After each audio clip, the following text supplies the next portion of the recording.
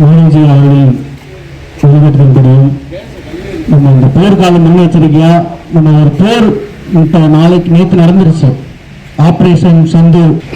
நம்மளுக்கு இப்போ நம்மளுக்கு என்ன அங்கே இருக்கு, பாகிஸ்தான் எங்கே இருக்கு, நம்ம தமிழ்நாடு எங்கே இருக்குன்னு நம்ம நினைக்கிறோம். அப்படி நம்ம நினைச்சாலும் இன்னைக்கு ஒரு ஏவுகணை நினைச்சுன்னா 1 ஹவரில் நம்ம தமிழ்நாடு வரைக்கும் லான்ச் ஆகும்.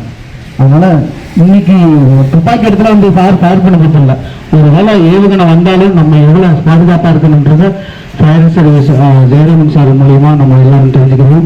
லட்சுமி இண்டஸ்ட்ரீஸ் உரிமையாளர்களே, லட்சுமி இண்டஸ்ட்ரீஸ் அலுவலர்களே, பணியாளர்களே, தொழில்நுட்ப வல்லுநர்களே, ஆர்வம் உறவினர்களே,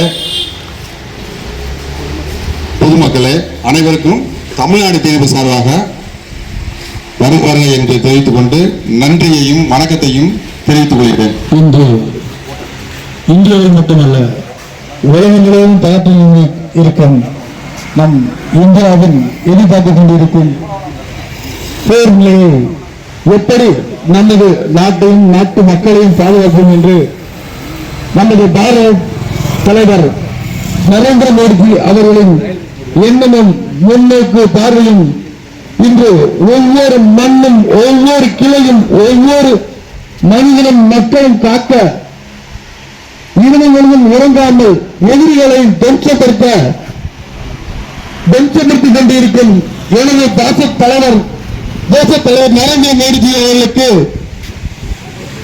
மிக்க நன்றியை தெரிவித்துக் கொள்கிறோம்.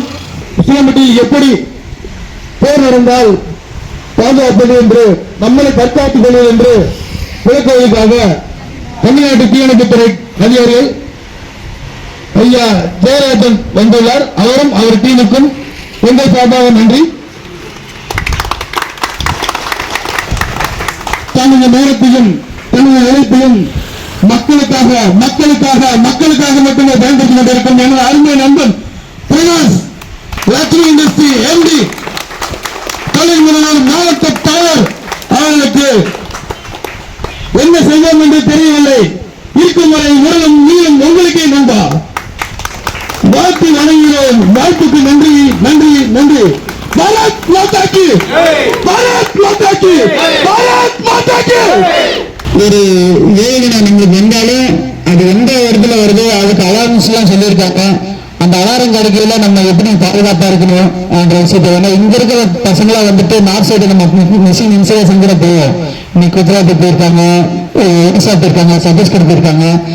அங்கெல்லாம் வந்துட்டு பக்கத்துல இருக்கிறதுனால வந்துட்டு நாளைக்கு இந்த இதுல இந்த நிகழ்ச்சியை பார்த்து நீங்க தெரிஞ்சுக்கணும்.